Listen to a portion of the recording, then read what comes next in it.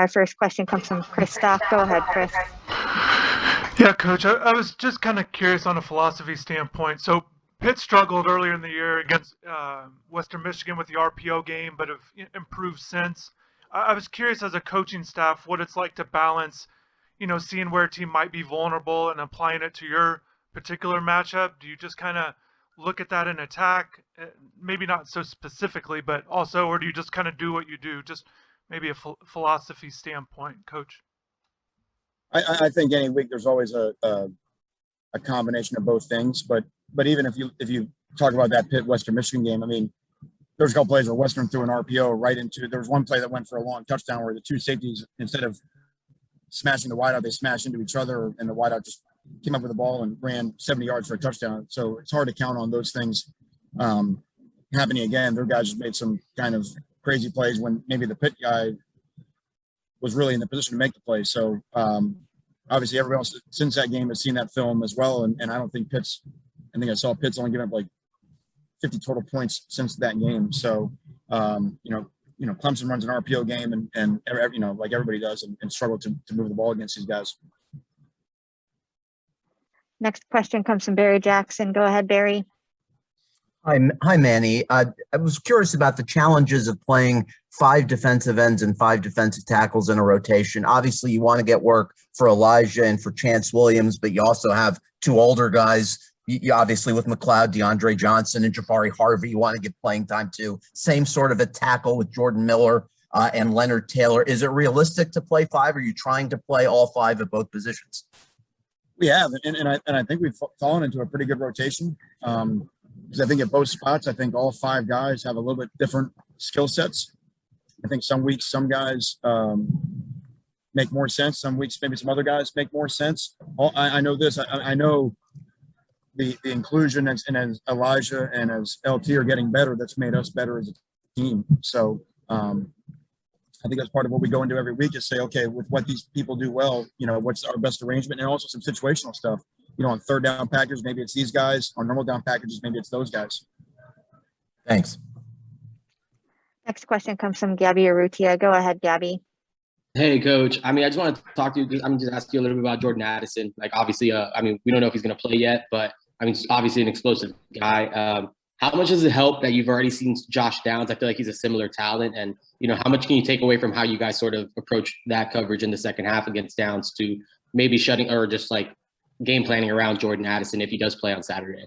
The structure of the passing game is so different. Where North Carolina was more of an RPO and pretty much straight vertical passing game, and where Pitt, you're much more of West Coast offense. So Addison motioning around, lining up in condensed sets, lining up all over the field, doing a lot of different things.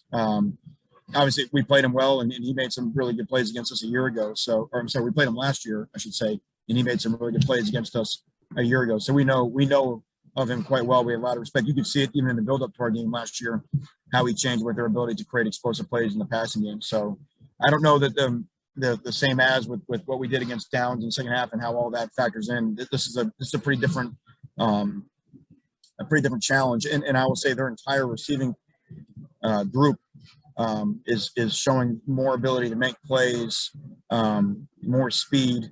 And they can threaten you a little bit more than a couple years ago. Next question comes from Johnny McGonigal. Go ahead, Johnny. Hey, Manny, thanks for the time. Appreciate it. Look, Kenny Pickett's come a long way over the years, but his first career start was back in 2017, that regular season finale against your defense. What do you remember about preparing for him then before that week and how he ended up playing and carrying himself in that game? Well, you saw something about him because if my memory serves me correct, they went to Blacksburg the week before in 2017 and either led him back to victory or led him almost back to. But there was something he did something pretty unusual for a young guy, and especially in Lane Stadium and that environment. And then just from that day, you just to me the same things that you see with him right now. You see the toughness. I mean, obviously he's got an arm, and you could see that he needed experience.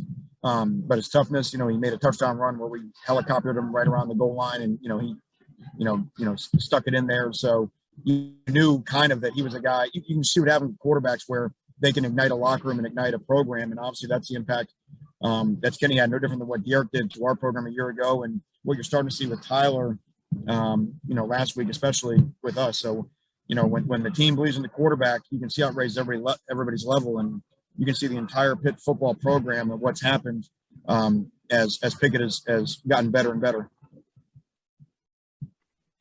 Couple more questions for Coach Diaz. Next one comes from Susan. Go ahead, Susan. Hey, thank you. Manny, the evolution of James Williams and his game, his growth, could you describe that a little bit to us with some details? And also, how has he been in tempering his emotions? I know that's an important part of his game. How do you teach that to a player? And I also want to know about Jacoby George, how he's doing after the punt return muff. Well, Jacoby went in there and he caught one, afterwards, which was big, to kind of go get the next one. Got to get back on the proverbial horse, right? Jacoby's a young guy. Sometimes you have young guy mistakes, and you hope that he learns from that. He also fair caught a ball at the 5-yard line. I mean, those are the type of decision making. Those things relate to points, not just, when you start the offense at the 5-yard line against a defense like NC State or Pitt, it's going to be very, very difficult. So, but that's how, when you play with young guys, they have some, baptism by fire. But Jacoby's a confident young man, and we suspect that he'll bounce back from that pretty well, and he already did with his next opportunity in the game. As far as James, you did mention him emotionally. He is so fired up during the games. He's got to learn to control himself a little bit. He's had some penalties, some post-snap penalties. Felt like he was better at that last Saturday night. And I think that will start to grow as he just, understands how to ride the emotional highs and lows of a game, because he's such a high competitor. In terms of his growth, kind of what you asked, I mean, it's been interesting to see, and, going back to his first scrimmage, where he was a little tentative and which is not unusual for a young guy. And then the second scrimmage, it got better, and then he had some opportunities to get into the Bama game and looked at home there in terms of, it didn't seem too big for him, which I thought was big. And then, he just kept learning more and more with his assignments and eventually as he got his number called, I mean, I think he's gotten better every week. But I think the key always when you have young guys playing is they have to continue to improve, because they can get in the game and they can be satisfied with their early success. And normally in this sport, like in all things, when you become satisfied with your success, the humbling is coming. So James is aware of that. That's where having guys like, Ed Reed in the building that can, mentor him through that. That really helps. We're going to play arguably the best quarterback in the country right now, with a couple of freshmen playing safety.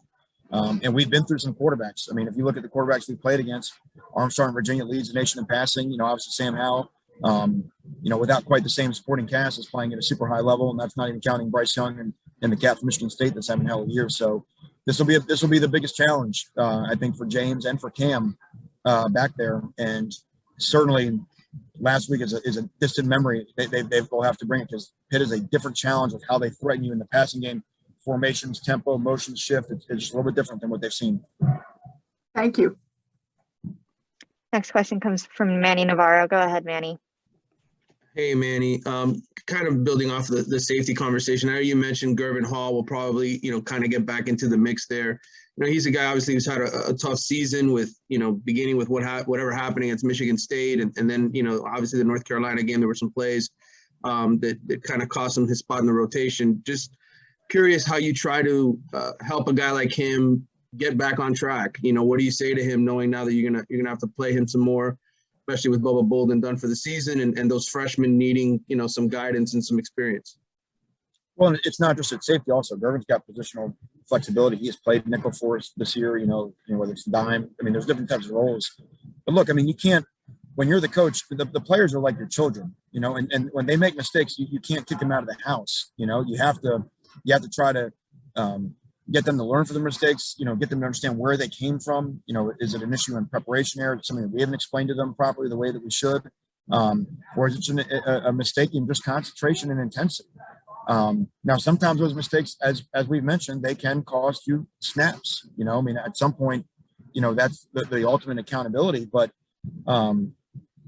we still have to try to make the best out of everybody on the team and get everybody to play to the level that we think that they're capable of playing at. And Gervin's played at a very high level since he's been here. And so we know he's still capable of that. If he had never done it, that'd be one thing. But Gervin's done things, and he's not alone in the secondary. We have other guys. I want to see DeCorey Couch come back and play a really strong role for us. Because that guy ended last season probably as our best corner. Right up there. So I mean, to me, those guys, yeah, okay.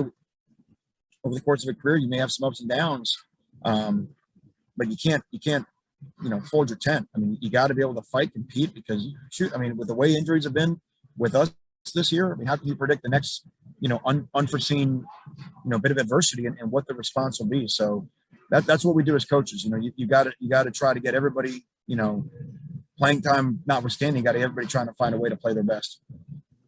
And emotionally, how, I guess if I could, as a quick follow, just where his head is at, because obviously it's been a roller coaster year for him. And I know some guys have obviously told you, okay, that's it, we're quitting or we're not coming back, but he's still there, right? Still playing on special teams. Just where's he at mentally? I mean, it'd be unfair for me to speak about, his emotional state, because, he would all be the one qualified to say that. But I mean, the guy he said, okay. He said, put me on punt and let me do a great job running down as a punt missile last week. I mean, that's, so that's still finding a way to give something to the team. Look, we expect all of our guys who aren't playing as much as they want to play to be disappointed. But there's a difference between being disappointed and being discouraged. Those are not the same thing. And Gervin's not alone. We've had conversations with those guys that, hey, listen, it's not the role that you envisioned or signed up for. Just like it's not it wasn't start of the season that we all envisioned and signed up for, but we can be disappointed in that, but not be discouraged in how we try to move on going forward. And I think that's what, that's what Gervin and all the other guys in his boat have got to do. And I do feel like we're a little more settled, like I keep saying, with where we're at role-wise and roster-wise than we were a few weeks ago. Thanks, Manny. Last question comes from Kobe Price. Go ahead, Kobe.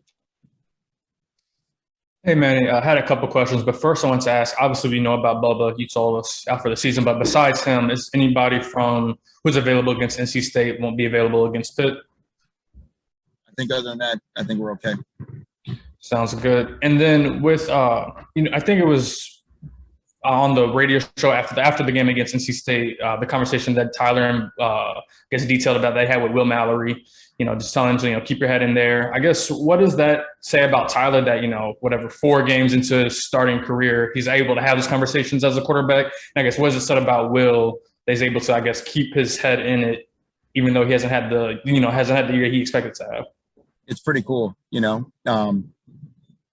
always say, normally you preach what you need to hear, and that conversation that, if it's the one I think you're referring to, or Tyler mentioning Will, hey, let's go out there and just have fun and let it rip. And, that's what it looked like, and I think that's why we played so well in the first half, and to see those two guys combined on a play like that at the end was pretty special.